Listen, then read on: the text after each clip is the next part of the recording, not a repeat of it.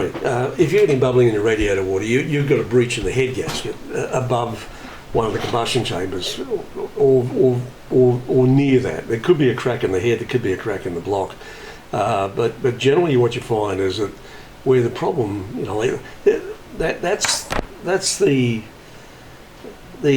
norm is some sort of you've still got some sort of small breach there. Now, it could have been some damage on the block that wasn't repaired or wasn't decked.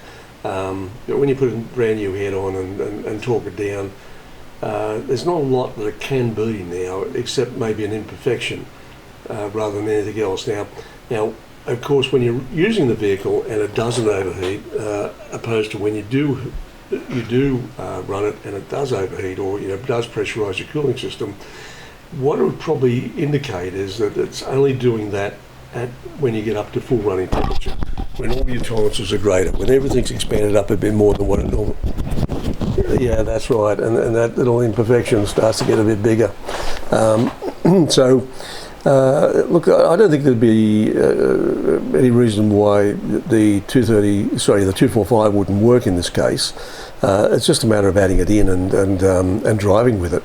And when you do get up to full running temperature and get to your destination and turn it off, there's nothing now happening in that combustion chamber, because whilst it is being driven, that combustion chamber, every time it goes bang in there, every time it cycles, it's pushing out this huge amount of pressure, which has been pressurising your cooling system and pushing the liquid away from the breech rather than allowing it to get in there. But the second you turn it off at your destination, everything will reverse. It'll find the breech, and the liquid will flow into the breech. As it flows into the breech, the solution you're going to have in your cooling system will be roughly a 10% solution of 245 and 90% water. Well, that water content inside that breech above a combustion chamber, which is probably going to be well over 100 degrees at that point, the water content is going to do what water does best inside that breech at over 100 degrees. It's going to vaporise. So it vapourises the water off, leaves the concentrated chemical behind, and under heat and pressure reacts and turns into a solid and fixes the problem for you.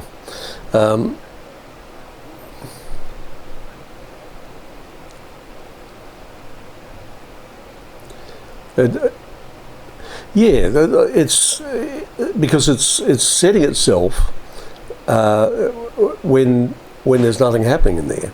It's not working whilst the vehicle is going. In fact, nothing can. It's only when you get to that destination. Now, there are other ways of dealing with it. One is that what you can do is you can actually find the breach. This is an interesting one. You've got a glow plug in every cylinder. Now, all you need to do is to find out if it is a breach in the head gasket, in one above a combustion chamber, or something else. Now, we don't know what we're dealing with, but chances are it's still that type of breach. Now, if it is a breach like that, you start the vehicle up with the cap off, and you can see some bubbling in your radiator water. Now, all you do is shut the vehicle down, take the first glow plug out, and run it, and see if that stops the bubbling. If it doesn't, put that glow plug back, take the next one out, and run through the glow plugs until you find the one that stops the bubbling. And that's the effective cylinder. Now, if it does stop the bubbling, that's definitive. That's a breach or imperfection above a combustion chamber.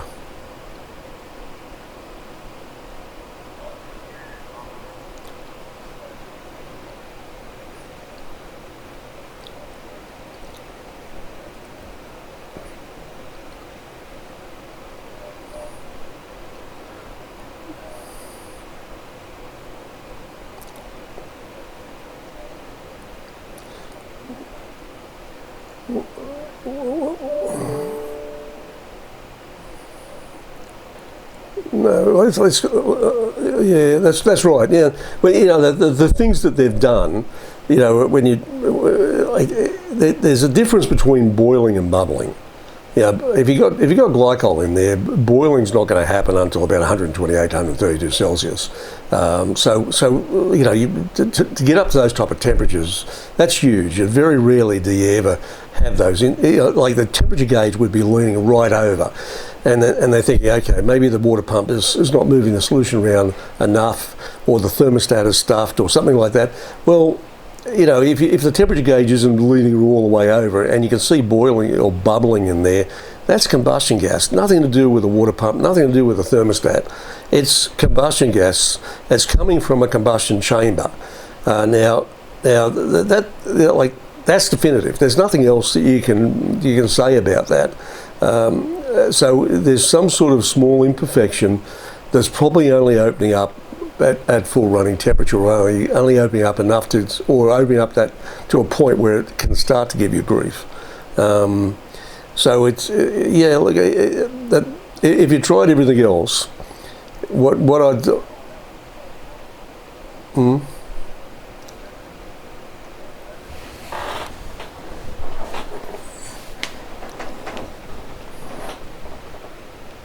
Yeah.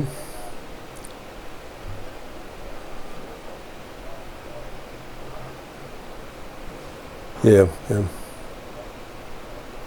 yeah, yeah. Yeah, well,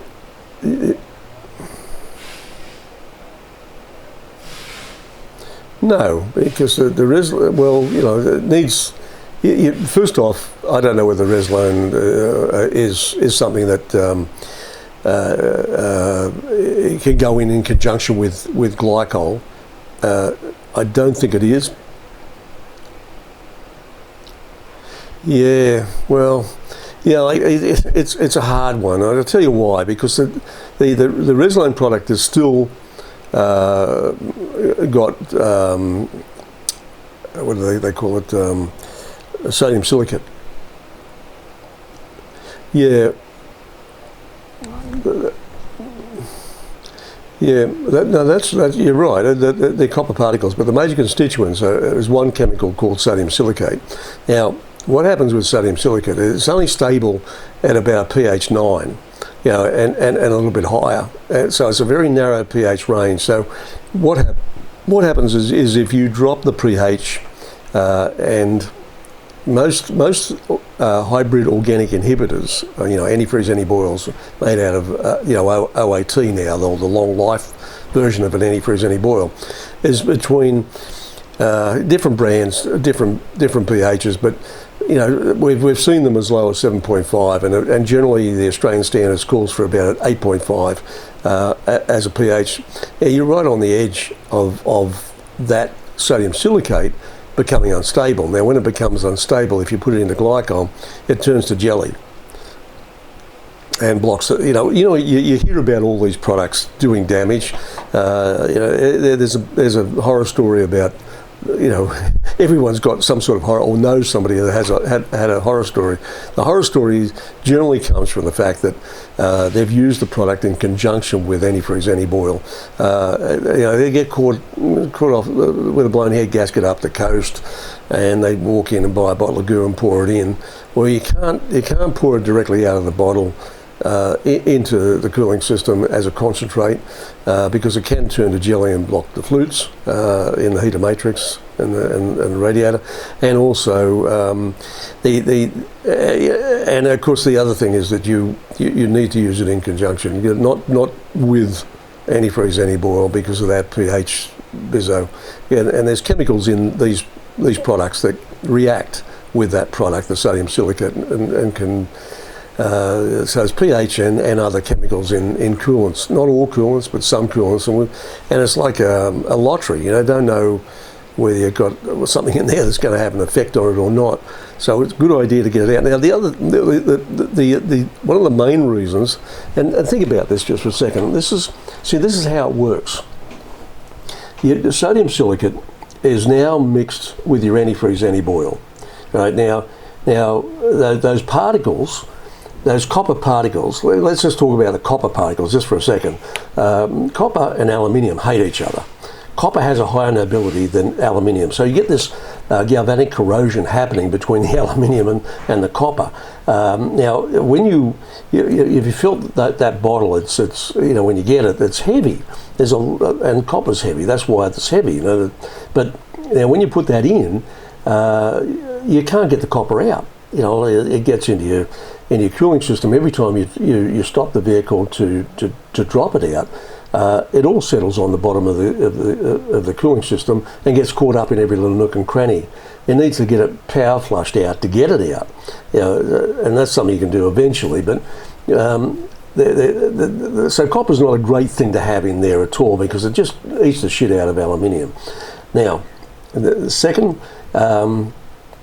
The way the product is actually working is that sodium silicate, is in conjunction with your coolant at the moment, is being forced through the breech, and as it goes through the breech, it's got to react somehow. The only way it can react is to be able to, inside a breech that's well over 100 degrees, it's got to flash the water off, leave the concentrated chemical behind.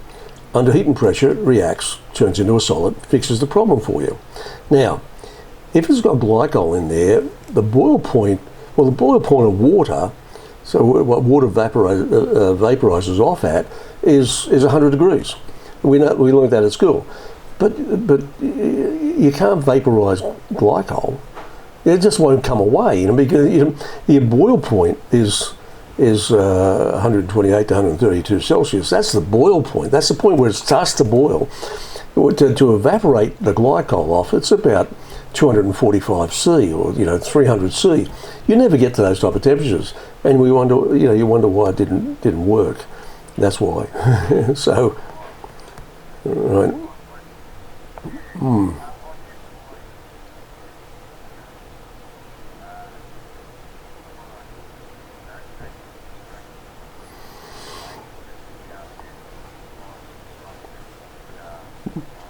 You got to get all that out, and also we're back to the glycol business. See, if a little bit of colour left in there means a little bit of glycol. A little bit of glycol means it probably won't work properly, because we've got to get right back to square one, so that the water content that you're going to put in there in conjunction with the 245 is going to be able to vaporise off, at 100 C, because you're not going to get much more than that where that breech is. See, your normal running temperature of the vehicle, it's a diesel, so it runs about 80 degrees Celsius in the radiator water.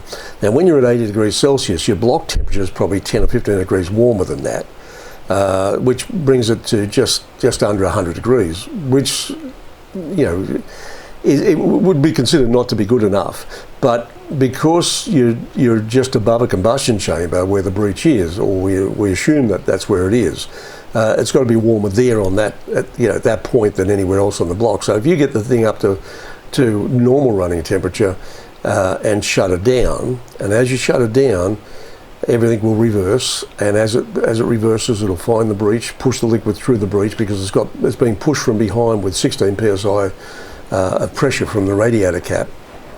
Yep. And as it goes through that breech, the water will evaporate off at over 100 C, and leave the concentrated chemical behind. Heats, it reacts with it, and under heat and pressure, and turns into a solid, fixing the issue. Now, because most of us don't have X-ray vision, you never really sort of know whether it's fixed or not, or what just happened, because you can't see. So what we do is we, like if you've got a system that's not giving you too much grief, and you can drive it still, and it's not pushing out fluid and overheating it, within 5 minutes of driving it, but you can drive it for reasonable distances. All you do is just drive it normally, and then every time you shut it down, it will try to find that breech, and as it goes through pushes the liquid through the breech, you got all your ducks in a row now, and as soon as that liquid gets in there, it'll start trying to solidify. Now, you might get it the first time, you might not, but it might, generally it's cumulative. It'll get a little bit better every time you drive it from the last time you drove it. and it'll just keep improving until it takes it up.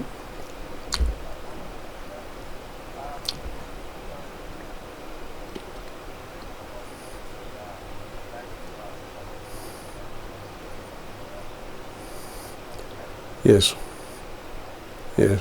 Yep. Yeah.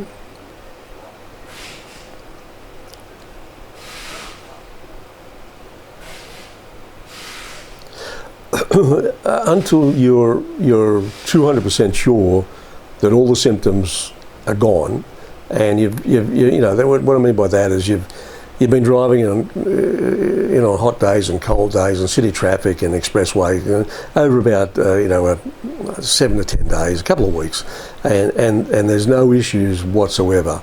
That's the point to get it out. You don't want to get it out anywhere before that. Most people make that mistake, or we try not to let anybody make that mistake anymore, because if it was a tenuous seal that was hanging on with its fingernails, it will break open. But generally you can get a good seal, and you've got to remember that none of this is an exact science. There's just too many variables. Like everyone's worked out that.